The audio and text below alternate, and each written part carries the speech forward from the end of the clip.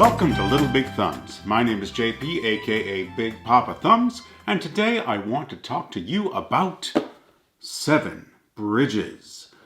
This is a roll and write game for 1 to 6 players that takes approximately 15 minutes per player to play. The recommended age range is 10 and up, and this is a game designed by Halliday with artwork by Ron, as well as Michael T. Schroeder.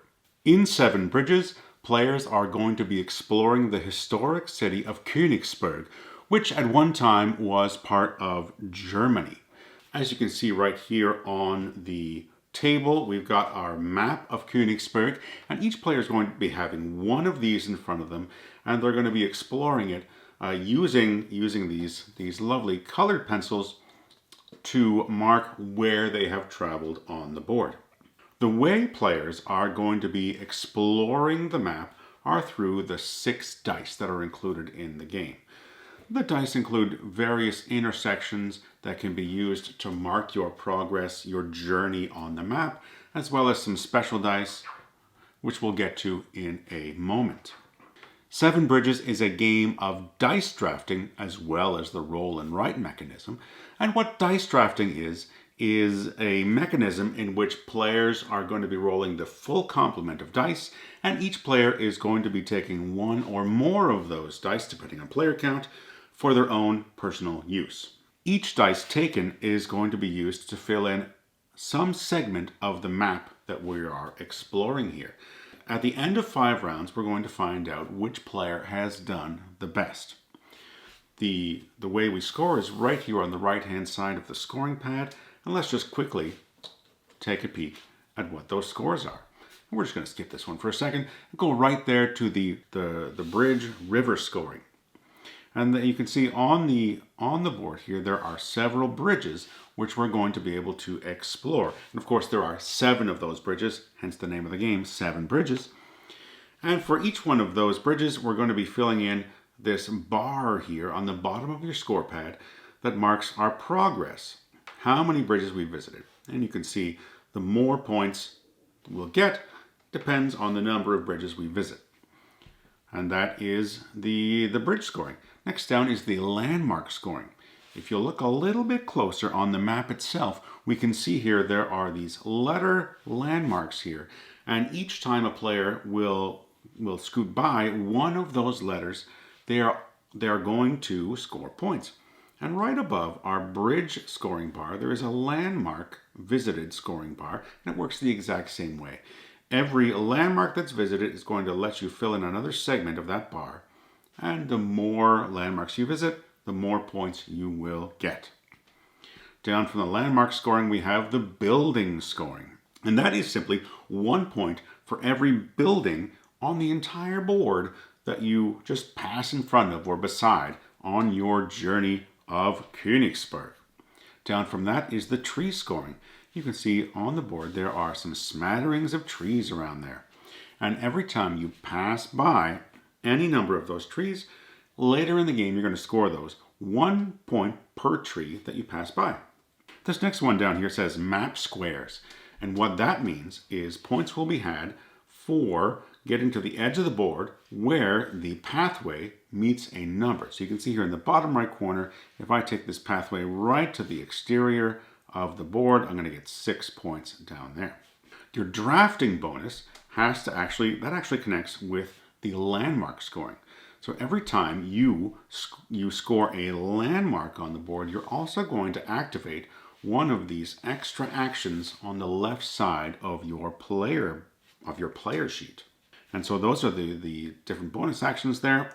And beside each of those boxes, you can see there's a number total, and you'll sum up every one of those that you've made use of over the course of the game, and you'll add that up and put that in your drafting bonus. The final way to score points in 7 Bridges is with the footpath. And the footpath is all about creating a closed loop with your walk around Königsberg.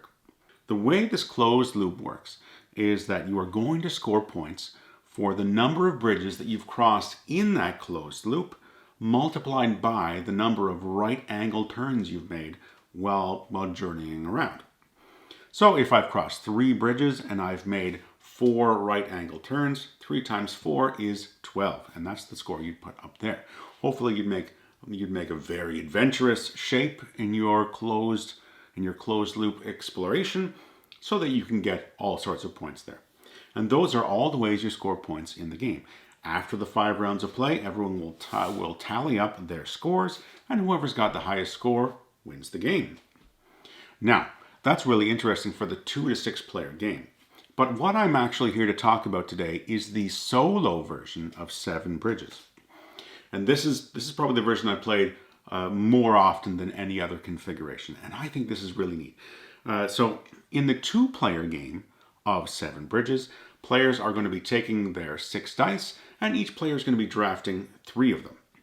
And likewise, in the solo version, the active player in the game, is going to be using 3 of those dice, and the solo player, whose name is Euler, who has some interesting historical facts in the 7 Bridges rulebook, your opponent Euler is going to steal dice from the path based on their number of intersections or their perceived value based on their ranking on the left side of the board here. So you can see Euler will always take a cool 3 first, then a 4-way stop, 3-way stop, and so on and so forth. And at the end of the game, once we've played our 5 rounds of 7 Bridges, then we are going to total up our own score, and Euler's score will be every single thing that me or you or whoever's playing, the active player in the game, whatever they don't score in the game, Euler is going to score. So let's go back to our scoring thing here. Every bridge that I didn't get to cross in my game, Euler's going to score it. Every landmark I didn't get to visit, Euler's going to score it. Every building I didn't cross in front of, Euler's going to score it. Every tree I didn't stop and sniff, Euler's going to score it. Every external map space that I didn't get to visit on the outer edges of the board, Euler's going to score it. You get where I'm going with this. It is very difficult to beat Euler in this game. But we're going to try today. In fact, what we're going to do is I'm going to play 1 round, just the first round of 7 Bridges for you today. And so you can see how the turns work. Then I'll leave it for you to figure out whether this is a game that you might enjoy. So how about we start to play 7 Bridges? Let's jump in and start our solo round of 7 Bridges. So we are in the first round. Boop. I'll be taking the first turn. I'm going to roll my dice, and we're going to sort these out by their hierarchy so that we know which ones Euler's going to steal from us as we go along. Oh, we should decide where we're going to start in the game, because every single square on this map is a potential starting place in 7 Bridges. So I'm just gonna close my eyes and so I'm just gonna fill that in right away. Boom. That's our starting place, and if we were playing a multiplayer game, everyone would start in the same place. And now I'm actually going to take this high value 3 here. With these magic 3s here, these magic 3s are all about, it's sort of like you hopped onto a skateboard or you caught a ride from a bear or something, and you go in a straight line. You don't get to turn because that bear is going way too fast. You get to go 3 street spaces in one go. So I'm just going to show you what that's going to look like right here. I'm going to go, let's see, I'm going to go 1, 2, 3 spaces in a row. No turning allowed. That is the magical 3. So I'm going to set that over here. Euler now is going to steal one of the remaining dice. These 4-way intersections here, this is something that Euler really likes, so he'll take that away. And now it is my turn. I've got these 4 dice left here to choose between. And based on my board position, I might be kind of stuck in what I can choose. Because it looks like I've largely only got straight lines that I can use from here on out. So I am, I'm going to take this 4-way stop here. And the reason I'm going to take this is to explain to you that if you can't use the die you've selected, you go down the dice hierarchy until you find something you can use. So based on my board position, there are no four-way intersections I can use. So I'm going to look to the next value die down, which is the three-way intersection. And I'm looking at my board here, and I don't see any places I can use a three-way intersection. So next one down is just this straight line, and I can use that. And so I'm going to actually branch off right here on my board. And you'll notice that from the section I'm leaving, I've only got half of a road to work with. And half roads are okay in this game. But you still use the full line. So I'm actually going halfway across this bridge right here. And that's what's going to happen in that case. Now Euler is going to take this four-way stop because he likes the most high value option in the dice hierarchy. And then it's back to me. And I'm still in the same position where I can only go in straight lines. It's really interesting, the starting place. So I am, it doesn't matter at this point. I'm going to take that straight line one just to make sure I get over my bridge. And so I go half and half again. So I've crossed the bridge. So at this point, I'm going to mark my bridge crossing right there. So you can see I've earned 1 point by crossing that bridge. And so now we're at the end of my turn. And so now technically it's Euler's turn. So we're going to mark, boop, round 2 on our turn 2 rather, of round 1. And we're going to roll all the dice again, but this time Euler gets to draft first. So we're just going to sort out these dice based on the dice hierarchy. And actually this Super 2 here, it's actually at the bottom of our dice hierarchy, so it's going to go in the bottom of the row here. So Euler's going to draft that four-way stop. And now it comes over to me. And so I'm still looking, and I still don't have a four-way intersection that I can use in the game. But if I take this four-way stop here, I can't use it, so it goes down 1 step in the hierarchy. So now it becomes a three-way stop. So I can use a three-way stop. And I am going to use that just right across the bridge here, right where I am, boop, to explore that little corner there. Now Euler's going to take this other four-way stop. And you see up here, see right by this F here. This F here, right above it, there's a dotted line. I cannot use those dotted lines until I've unlocked this bonus right here. And I won't be able to unlock any of those bonuses until I have crossed a landmark. So we're going to see what sort of situation I am in, but right now I can't use that. So maybe I'm going to use this Super 2, and this is the same thing. This is riding the bear across your board. And so I'm going to go zoop and zoop, and that's a straight line. No turning allowed with the bear riding 2.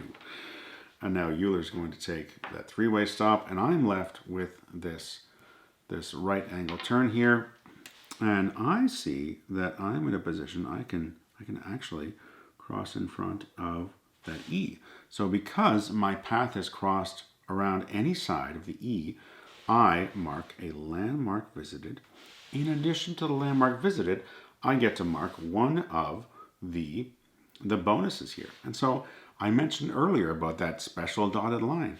I could claim that, and then those dotted lines that I talked about a few minutes ago are accessible for me to visit.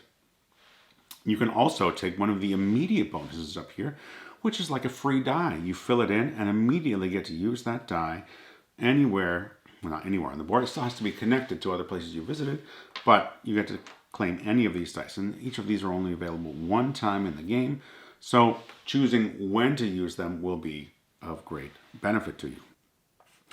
I'm going to take advantage of that.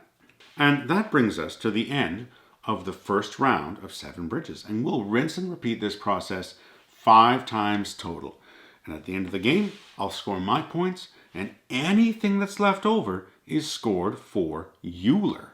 And this is just such an interesting, crunchy game. A really interesting, crunchy solo experience that I'm enjoying. I'm coming back to over and over again. And I have to admit, I have yet to defeat Euler. Euler is a tough opponent, and maybe I'm just not good enough. doesn't matter because I'm having a great time playing 7 Bridges. So as a quick verdict, in the Little Big Thumbs video reviews, we like to give 0 thumbs, 1 thumb, or 2 thumbs. In this case, I am giving 7 Bridges of Königsberg 2 thumbs up. The reason is this is a fabulous solo experience, plays 2 to 6 players, and so you can bring more players into the experience, and the number of dice you're going to draft with fewer players is reduced, but we're going to have an equal number of turns and the scores will balance themselves out. It's just a really interesting experience. I'm appreciating what this offers.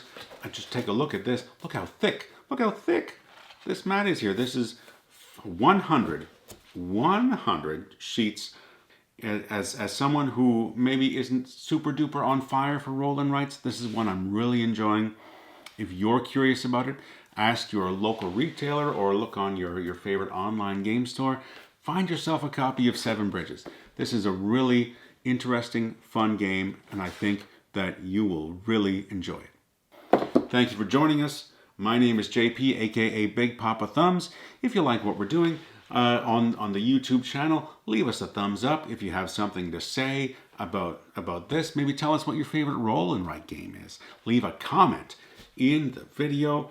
And if you want to follow along with our progress with the Little Big Thumbs videos, why don't you hit that subscribe button? We'd like to have you along for the ride. That's it for today. Thank you for joining us. Until next time, this is JP saying goodbye.